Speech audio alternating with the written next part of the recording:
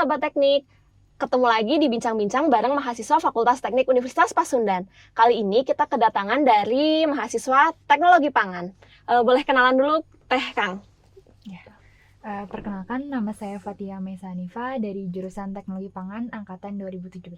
Oke. Perkenalkan, nama saya Fauzan Padalisya dari Angkatan 2017 Teknologi Pangan. Oke. Kali ini dari Angkatan 2017 nih, sama-sama seangkatan ya. Iya. Sekelas juga nggak? Iya. Iya. Oh iya, kebetulan sekelas. Aduh. Sekarang lagi semester berapa? Udah semester berapa berarti? Semester 8. 8, lagi skripsian ya? Iya.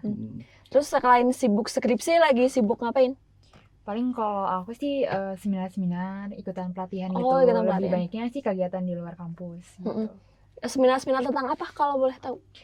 Kalau misalnya seminar sih tentang yang mencakup profil jurusan di teknologi pangan sih. Jadi kayak misalnya pelatihan untuk quality control, quality assurance, kayak gitu sih kebanyakan. Oke. Kalau Kang Fadal sendiri? Lagi sering jualan lah. Oh, jalan. Ada bisnis? Ada. Oke. Tapi skripsi tetap jalan dong, nggak mengabaikan. Tidak dong. Oke. Pas awal masuk kuliah dulu, kenapa sih kok pada pilih ke Unpas, terutama teknologi pangan nih? Kenapa? Coba dulu. Terserah Yes. sih. Oh. Oke. Kalau misalnya aku pribadi sih awalnya ya, awalnya mungkin sebelumnya kita nyoba dulu lah ya ke negeri gitu kan. Nah waktu itu sempat ikut SNM, terus ikut SBM juga.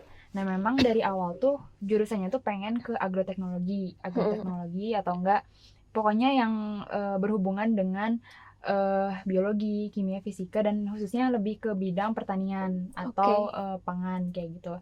Nah mungkin karena waktu itu belum keterima juga gitu ya di SBM, terus tiba-tiba dapat undangan dari Unpas tuh.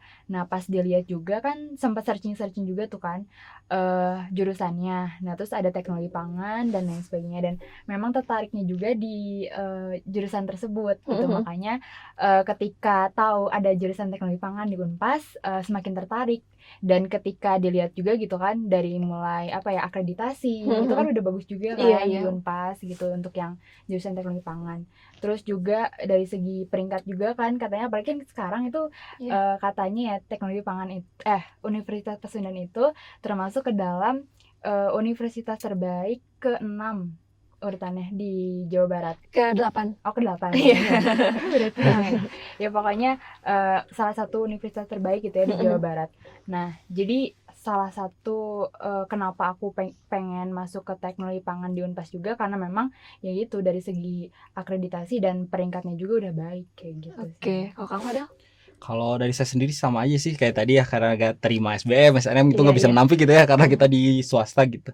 Terus juga kalau misalkan kenapa pilih teknologi pangan, pertama awalnya nih saya kira tuh teknologi pangan ini ya udah tentang makanan yang dari bahan dasar hewani ataupun nabati gitu, yang otomatis pemikiran setiap manusia pasti ke biologisnya, biologinya yang dikira ternyata ada kimianya.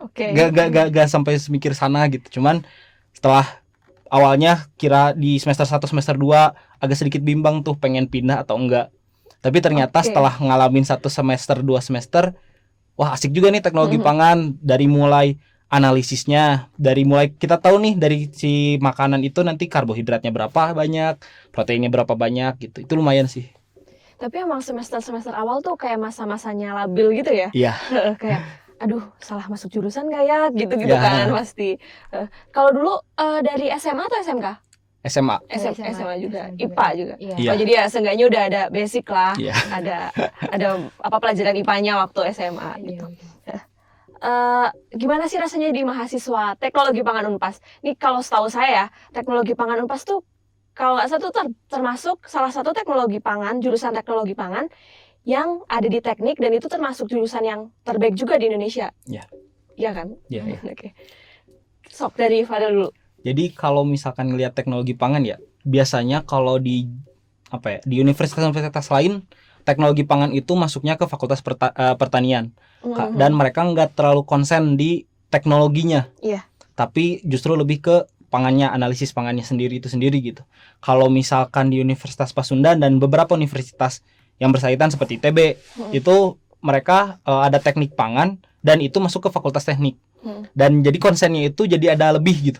kalau misalkan di Fakultas Pertanian itu rata-rata cuman hanya mengadakan analisis, kalau kita ditambah dengan teknologi belajar tentang mesinnya, bagaimana proses pengolahannya, sampai kita belajar tentang perhitungan ekonomi di industri pangan seperti itu sih Teh. Kalau Fatia sendiri? Iya benar, sama juga sih. Jadi emang kalau misalnya Fatia sendiri emang tertarik juga ya ke bidang teknologinya gitu ya. Maksudnya kayak misalnya permesinan kayak gitu. Dan memang di kita juga salah satu kelebihannya itu berbeda dengan universitas lainnya, yaitu kalau misalnya kita memang berada di bawah naungan teknik, fakultas teknik kan gitu. Jadi memang lebih concern juga gitu ke bidang teknologinya, seperti itu sih. Terus ternyata juga di teknologi pangan selain ngebahas kayak mungkin yang tadi dibilang tentang pengolahan makanan gitu-gitu, juga ada pengemasan juga ya kalau nggak salah. Iya, ada Iya kan? teknologi pengemasan. Pernah kayak dikasih ada lomba-lomba gitu juga Iya. kan? Sering ikutan nggak atau pernah menang gitu? Nggak pernah menang, cuma kalau ikutan iya. Iya. Seru nggak sih ikutan lomba-lomba gitu? Lumayan menantang. Jadi kalau misalkan kita belajar tentang teknologi pengemasan itu bagaimana lamanya si makanan tersebut atau minuman tersebut bisa kita konsumsi dalam jangka waktu yang lama. Jadi kayak nentuin expired gitu Iya. mungkin. Oke. Jadi bahan si pengemasnya tuh menentukan sekali. Oh. Jadi kan kalau misalnya pengemasan itu bukan hanya menarik ya, tapi juga kita bisa melindungi produk tersebut gitu dari misalnya mikroorganisme atau enggak patogen yang ada di luaran sana gitu. Yang bisa menyebabkan makanan itu cepat Rusak, basi gitu. Basi gitu. Selama kuliah di teknik, terutama teknologi pangan, menurut kalian tuh fasilitasnya gimana? Kayak memadai atau ada yang kurang kah gitu?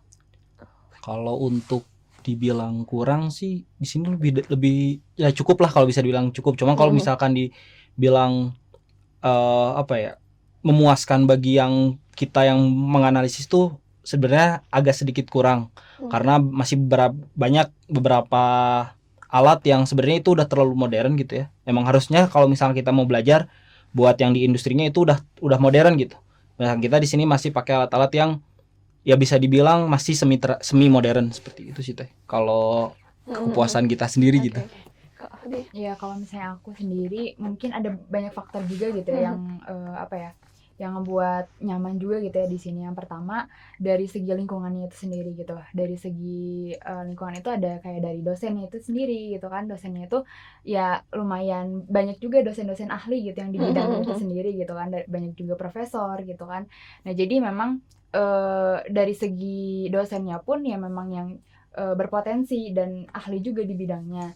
Terus dari segi teman-temannya itu sendiri. Nah, kalau misalnya dari segi teman-temannya itu kan karena memang di jurusan teknologi pangan itu cukup banyak juga ya dalam satu angkatannya gitu kan.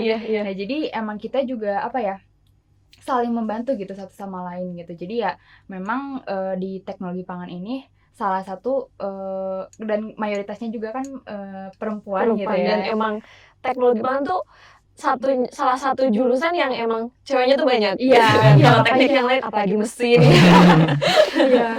Nah, makanya jadi kalau misalnya dari segi teman-teman sih banyak yang ini ya saling membantu gitu ya. Dan apalagi kalau dari kakak tingkatnya itu kan banyak yang suka sharing gitu ya. Oh, sering juga ada sharing sama sharing. Apalagi kalau misalnya di himpunan ya suka ada memfasilitasi kita untuk kalau misalnya mau ujian kayak gitu suka ada pembahasan ya, belajar bareng itu sama kakak tingkatnya itu. Terus kalau misalnya dari segi fasilitas sih, kalau menurut aku pribadi sih cukup lengkap ya. Maksudnya dari segi laboratorium itu sendiri. Kalau misalnya di laboratorium lain mungkin ada beberapa yang misalnya di universitas lain gitu ya, tidak sebanyak laboratorium yang ada di teknologi pangan Unpas gitu. Kalau misalnya di sini mungkin ada sekitar 8 sampai 9 laboratorium gitu kan. Itu pangan. Iya, khusus pangan aja gitu. Jadi kalau misalnya menurut aku sih cukup bervariatif dan sangat menunjang kita juga gitu ya sebagai mahasiswa dan mahasiswa teknologi pangan untuk praktikum gitu. Jadi ya memang dari segi fasilitas laboratorium khususnya itu cukup memadai sih. Jadi ya untuk pembelajaran kuliah juga cukup menunjang ya. Iya, menunjang.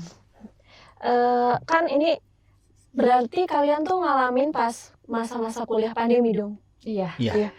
Itu sedikit ada kesulitan nggak sih pas kayak beralih dari yang tadinya offline biasa di kampus gitu kan, terus tiba-tiba langsung online, ditambah kalau teknologi pangan kan praktikumnya juga ya alat-alatnya tahu sendiri kan ya, mungkin kita nggak punya di rumah gitu ya. Gimana itu apa ya, kayak kesannya mungkin pas peralihan dari offline ke online? Oke. Jadi kalau misalnya berarti tahun kemarin kan, karena iya. kan kalau sekarang udah jarang juga ya. Nah, jadi kalau misalnya tahun kemarin itu sebenarnya bisa dibilang hektik banget gitu, karena di satu sisi selain selain perkuliahan juga di situ ada praktikumnya juga dan organisasinya juga gitu. Jadi makanya di situ kita harus pintar-pintar gitu dalam membagi waktu gitu. Apalagi kalau misalnya pas masa peralihan itu awalnya mungkin kita juga bingung ya, maksudnya banyak aktivitas yang dilakukan secara bersamaan gitu, dan pasti memang di situ juga kita harus bisa memanage waktunya itu sebaik mungkin gitu, karena kan terkadang tuh setiap mata kuliah tuh suka ada tugasnya masing-masing gitu, dan deadline-nya pun nggak lama gitu, dan itu tuh ditambah praktikum juga gitu kan, memang banyak jurnal-jurnal juga yang kita kumpulnya tuh misalnya H+1, 2 ataupun 3 gitu, dan memang semuanya juga penting gitu. Jadi awal-awal sih memang masih belum bisa beradaptasi gitu ya dengan lingkungan, tapi seiring berjalannya waktu juga udah hampir beberapa bulan juga kan daring gitu. Jadi ya kita harus bisa gitu beradaptasi dengan lingkungan yang baru, karena kalau misalnya perubahan kan pasti akan selalu ada gitu. Jadi kalau misalnya kita nggak bisa beradaptasi dengan perubahan, pasti ya akan tertinggal juga gitu. Oke, kalau Fadil sendiri? Sama aja sih. Jadi kalau misalkan kemarin peralihan kan dari banyaknya aktivitas yang biasanya kita ada organisasi gitu di kampus, itu kan biasanya suka jadi beralih gitu, dari awalnya kita kumpul-kumpul jadi kumpulnya di Zoom atau di Google Meet gitu ya. Nah, itu sih jadi kayak terlalu banyak kita menatap layar juga kurang baik gitu kan. Kadang suka pegel sendiri gitu ngelihat layar. Itu barengan gitu dari aktivitas organisasi, kelas, sampai banyak tugas menumpuk tuh ya, itu sama-sama di depan layar gitu. Dan itu capek lumayan, seperti sih Teh. Kan katanya Kang Fadil ini asisten ya? Ya. Kan sekarang juga udah mulai praktikum gitu. Ya. Gimana sih pusingnya praktikum daring gitu? Sebagai sudut pandangnya sebagai asisten nih. Oke, sekarang. Kalau misalkan dari sudut pandang asisten sih, karena kita kan sebagai asisten gitu ya, yang sebagai tangan panjangnya dosen untuk ke mahasiswa dalam praktikum gitu. Kalau bisa ngelihat dari kita praktikumnya itu sebenarnya lebih sederhana gitu. Hanya menampilkan video terus mengerjakan beberapa tugas untuk melengkapi praktikum tersebut gitu. Kalau misalkan kita offline lebih enak justru kalau menurut saya pribadi gitu ya. Karena kita benar-benar prak-prakan langsung sama bahannya, sama alatnya, sama bahan-bahan kimia yang lain untuk dilakuin gitu. Karena kalau misalkan offline ya cuma liatin video aja. Makanya nanti takutnya yang sekarang offline itu yang kebingungannya karena yang online tuh bingungnya nanti ketika mereka prakteknya tuh mereka nggak tahu harus kayak gimana, karena cuma lihat dari videonya aja, nggak meraktekin seperti itu sih Teh. Ada nggak sih kayak mungkin keluhan dari mahasiswa kayak, Kang gimana nih, saya nggak bisa lagi maba nih ya yang 2020 gitu. Gimana? Banyak banget ya. Jadi apalagi kan pangan rata-rata bukan pangan, teknik ya khususnya gitu, harus bener-bener praktek gitu. Kalau nggak praktek, meskipun cuma kita lihat dari video, itu nggak bisa kita lakuin di kemudian hari gitu, hanya cuma diingat aja, nggak bakal bisa kita lakuin. Nah, itu yang jadi kendala sekarang, banyak mahasiswa yang mengeluh, ngapain praktikum, nggak langsung di tempatnya gitu, nggak ngerasain yang hektik namanya ngejurnal terus praktikumnya gitu, sekali lagi nggak ada. Oh iya, itu katanya kalau jurnal tuh ya berat banget ya kebetulan pangan tuh katanya. Kalau sekarang kalau jurnal itu dikumpulin atau by foto aja? Banyaknya sih kalau nggak foto ya udah langsung filenya aja gitu. Filenya aja gitu. Diketik gitu nggak? Diketik. Kalau dulu kan kalau saya tulis tangan ya. Jadi ya agak sedikit kurang gregetnya gitu. Terus nanti kalau misalkan udah lulus nih dari teknologi pangan, kira-kira udah ada gambaran nggak sih mau kerja di mana kayak gitu? Soalnya kan mungkin bagi orang-orang yang awam kayak teknologi pangan apaan sih, apa ya, kayak ngurusin makanan gitu mungkin ya. Boleh. Jadi kalau misalnya di teknologi pangan itu kan sebenarnya ada 4 profil jurusan ya yang bisa diambil gitu. Yang pertama itu ada akademisi. Dia itu bisa jadi misalnya seorang dosen, pengajar gitu atau konsultan. Terus juga ada birokrat. Kalau birokrat ini lebih fokusnya tuh ke instansi-instansi kayak BPOM, terus juga Dispangtan.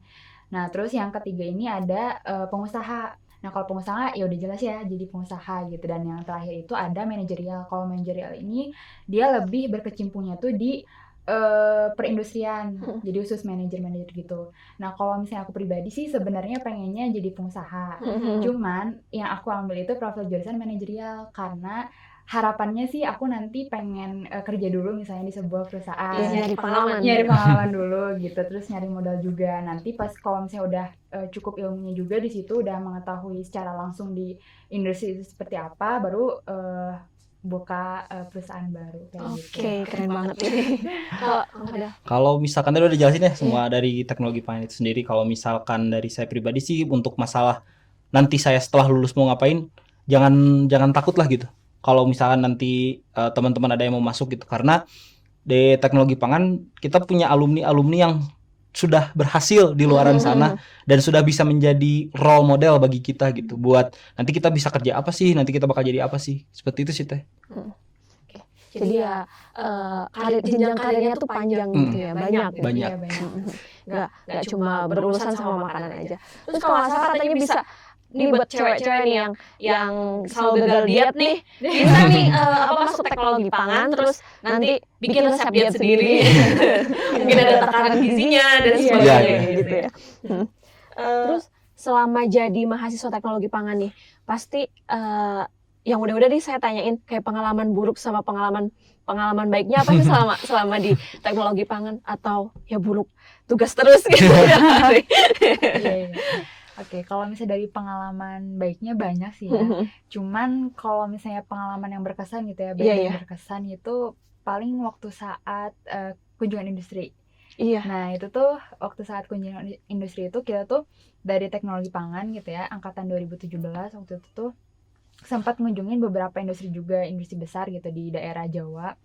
Nah, jadi di sana itu kita melihat langsung gitu ya proses produksi, terus juga lingkungan industrinya seperti apa, dari mulai limbahnya kayak gimana gitu. Jadi memang di sana tuh lebih terbayang gitu ya mesin-mesin dan peralatan itu seperti apa gitu. Karena kan kalau misalnya dari kita misalnya perkuliahan biasa itu kan terkadang cuma dilihat dari gambarnya aja, sedangkan ini kan secara langsung gitu ya. Dan selama di sana pun kita juga banyak ilmu yang baru gitu didapatkan. Jadi sekaligus kita juga menyamakan dengan pembelajaran yang sudah didapatkan gitu. Oh, ternyata seperti ini gitu ya yang di industrinya tuh. Jadi kayak gitu sih. Kalau boleh tahu ke industri mana? Industri waktu itu teh botol sosro. Oke. Iya, sosro. Terus mana lagi ya? Banyak sih ya waktu itu Indra Kila. Jadi proses pengolahan keju. Terus juga ada juga bintang. Iya. Iya, bir bintang. Bir bintang kayak gitu sih. Jadi memang industrinya juga industri besar gitu. Jadi kan emang benar-benar kalau industri besar kan kebanyakan mesin dan peralatan juga udah canggih ya. Canggih. Jadi ya memang tergambar aja gitu. Kalau Kang Fadel sendiri? Yang buruknya? Yang baik dulu aja nggak apa-apa. Kalau yang baiknya mah sama banyak sih. Sebenarnya kayak punya banyak teman lagi ya. Jadi terus juga kita kayak dulu saya gitu masih pesimis dari teknologi pangan tuh bakal jadi apa gitu. Tapi kalau sekarang lihat teknologi pangan tuh justru cangkupan di dunia kerja nanti tuh justru jauh lebih besar dari apa yang saya bayangkan. Itu jadi pengalaman dari rekan-rekan, dari kakak-kakak saya gitu, bercerita ke saya gitu. Dan itu jadi pengalaman terbaik saya buat sampai saat ini gitu di teknologi pangan. Jadi kuncinya juga harus sering sharing ya ke kakak-kakaknya. Kalau pengalaman buruknya gimana? Pengalaman buruknya mungkin inget juga ya. Jadi waktu itu pernah pas di salah satu praktikum gitu ya ada. Nah, di salah satu praktikum itu mungkin kalau misalnya praktikum kan biasanya kita itu berkelompok. Terus juga di situ tuh pasti yang ditekankan itu lebih ke etika, kedisiplinan, dan apalagi kalau misalnya di salah satu praktikum tersebut itu ada salah satu rekan saya gitu yang maksudnya kurang disiplin lah ya. Nah, jadi kita tuh semuanya tuh satu kelompok tuh kena imbasnya gitu. Jadi kayak dipulangkan lebih dulu gitu. Tapi jadi sedih. iya, tapi di situ tuh kita juga langsung introspeksi diri gitu. Maksudnya kenapa bisa seperti ini, dan kita juga di sana bareng-bareng semuanya ya berdiskusi gitu, mengevaluasi kenapa bisa seperti ini dan seperti itu, dan akhirnya ya kita jadi kedepannya gitu setelah itu juga jadi berusaha untuk menjadi yang lebih baik lagi gitu ya setelah ada kejadian seperti itu. Jadi kedepannya harus bisa pintar milih teman buat kelompok. Kalau Kang Fadel? Kalau buat yang buruknya sih bisa dibilang nggak ada ya sebenarnya. Kalau Oke. misalkan dibilang buruk banget mah enggak. Cuma kalau misalkan pengalaman yang agak sedikit ngenes gitu ya, bisa dibilang orang ngenes gitu. Ya banyak sih kayak tadi gitu, dimarahin asisten atau segala macam sampai yang dikeluarin harusnya misal 1 hari atau misalnya jadi cuma setengah hari, cuma gara-gara masalah tersebut itu ya lumayan lah ngenes gitu. Jadi udah siap-siap praktikum tapi malah dikeluarin gitu. Udah siap mental buat ngitung-ngitung gitu ya. Malah tahu-taunya dikeluarin. Tapi emang ya kalau misalkan praktikum berkelompok itu bikin kita harus bisa milih kayak teman mana yang teman yang buat main gitu, mana teman yang emang harus kita ambil buat kerjasama, buat kelompok kayak gitu. Jadi jangan asal gara-gara kita dekat sama dia, yaudah kita sama dia, ternyata dianya kalau ketika di kelompok jadi jarang kerja, terus tiba-tiba ya intinya ada istilah kayak menghancurkan kelompok deh gitu. Oke. Gini, balik lagi ke masa awal nih, pas mau masuk kuliah gitu kan, kalian udah tahu keadaan teknologi pangan tuh sekarang kayak gini gitu. Kalau misalkan dulu keterima di kampus idaman lah di PTN pasti kan. Kira-kira bakal pilih teknologi pangan Unpas atau di PTN itu? Cukup berat ya. Cukup berat. Tapi gini sih, kalau misalnya aku pribadi gitu ya, ketika kita ditempatkan dimanapun pasti itu ada kelebihan dan kekurangannya gitu. Jadi mau itu PTN atau PTS sih sebenarnya yang penting ilmu dan diri kita sendiri gitu kan. Jadi kalau misalnya aku dengan kondisi seperti ini gitu, yang udah tahu juga sama lingkungannya di situ, lebih milih ini sih, Teknologi pangan Unpas, karena memang yang satu dari segi jurusannya emang aku pengenin juga, terus yang kedua memang ya mau tidak mau gitu ya, dimanapun itu ketika kita ditempatkan pasti akan ada kelebihan dan kekurangannya itu sendiri gitu. Jadi ya insya Allah sih milih ini. Iya. Udah pilihan tepat ya. Kalau saya sendiri sih ngelihat, kan kemarin belum tahu nih teknologi pangan itu seperti apa. Tapi kalau misalkan kita udah tahu teknologi pangan seperti apa, orang-orangnya seperti apa, ya kita pasti bakal milih ke teknologi pangan. Kenapa? Karena ya ngelihat dari pembelajarannya, pelaksanaannya itu sendiri gitu. Nanti prospeknya seperti apa. Kalaupun saya ngelihat dari sisi seperti itu, ya justru saya lebih ke teknologi pangan pas seperti itu. Ternyata nggak nyesel kan ya? Enggak. Karena udah tinggal ya 1 langkah lagi lah. Udah seminar belum nih? Seminar apa? Kalau misalkan kerja praktek dulu. Kerja praktek dulu. Oh, belum. Oh, jadi belum, masih menyusun sekarang. Masih menyusun kerja prakteknya. Iya. Oke. Semangat. Boleh disampaikan pesan-pesan nih buat adik tingkat yang lagi kuliah online sekarang.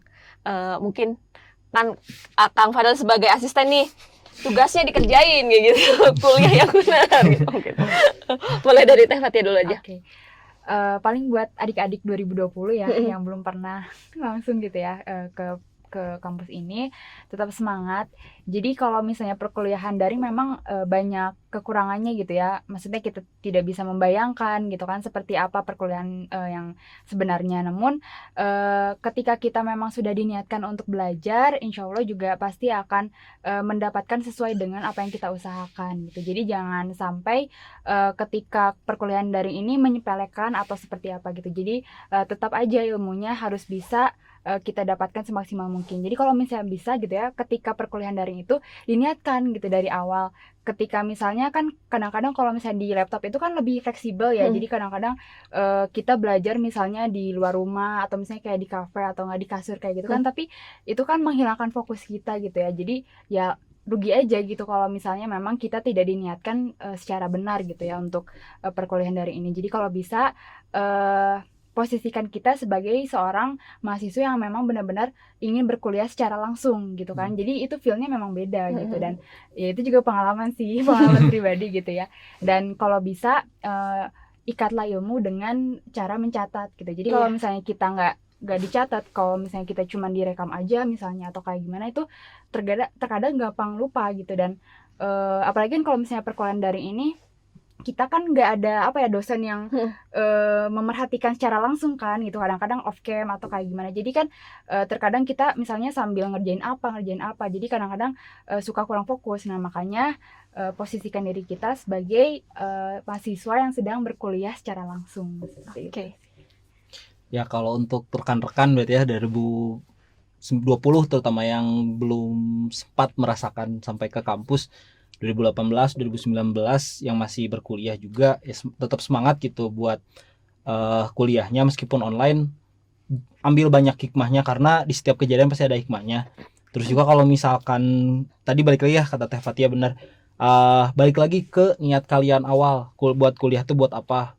Itu yang harus ditekanin. Kalau misalkan kalian kuliah buat main, ya udah kalian buat ya dapatnya main aja. Tapi kalau kalian buat dapat ilmu, buat dapat sesuatu di kemudian hari, itu yang kalian dapatkan dan itu yang harus kalian perjuangkan gitu. Nah, ternyata emang kalau kuliah online jangan ya terlalu menggampangkan lah ya, mentang-mentang bisa di rumah kayak gitu, tahu-tahu malah pakai screenshot foto sendiri gitu, orangnya nggak tahu kemana kayak gitu kan, malah ya rugi aja di kita udah bayar gitu kan ya, udah bayar praktikum, bayar kuliah, tapi malah kitanya kayak menggampangkan lah kuliah online ini, padahal ya harusnya kita harus lebih semangat, lebih semangat juga buat nggak keluar rumah gitu juga ya, biar cepat pandemi ini segera berakhir gitu.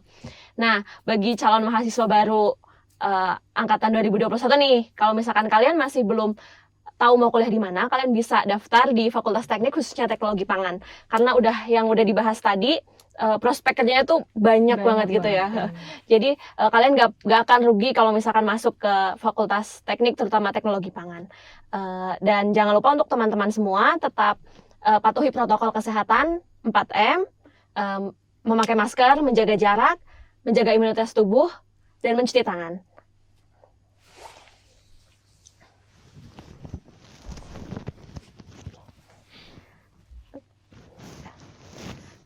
Terima kasih telah menyaksikan video bincang-bincang kali ini bersama mahasiswa Teknologi Pangan. Jangan lupa like, subscribe, dan share ke teman-teman kalian agar kalian semua teman-teman tahu manfaat dari video kita kali ini. Terima kasih telah menonton.